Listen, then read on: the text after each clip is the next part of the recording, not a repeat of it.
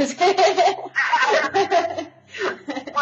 maybe you could tell me a little bit more about the process, because I read, I don't really know how Gwen found you, or how you discovered that you have this talent or this gift. So maybe you could tell me a little bit about the work that you do and how you create scenes. I don't know how I do it. I know that there's times when it's exhausting, but I find that there's times when I'm painting with people that stuff comes through.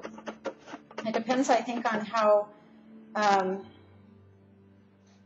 It depends on how grounded and ungrounded they are, I believe, and it also depends on how I can feel you. Like, I feel you. I mean, I'm empathic.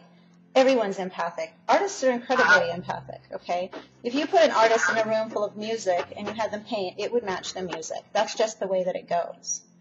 So I don't think that what I do is anything that's that incredible, other than I've kind of figured out a way to fine-tune it.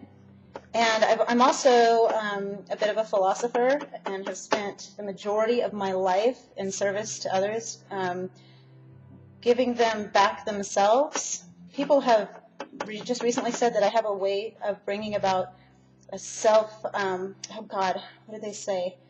It's like I show you back to yourself. And I raise awareness, that's the word. I'm good at raising awareness in people. Like, if I was raising awareness in you, I would say, okay, I hear that you are very balanced. You are in good control of your life. You're very inspiring. You are very grounded. You are a public figure, so it's difficult from what you've heard. I'm not reading my painting. But from what I've heard, you're a public figure, so it's difficult for you to show the side of yourself as vulnerable, because you really aren't allowed to be. I mean, with what you're doing right now, regardless of where you're at, if you're exercising to teach people and in front of people. If you're dealing with bullying, you're the one that's the mediator. So you have to keep neutral ground.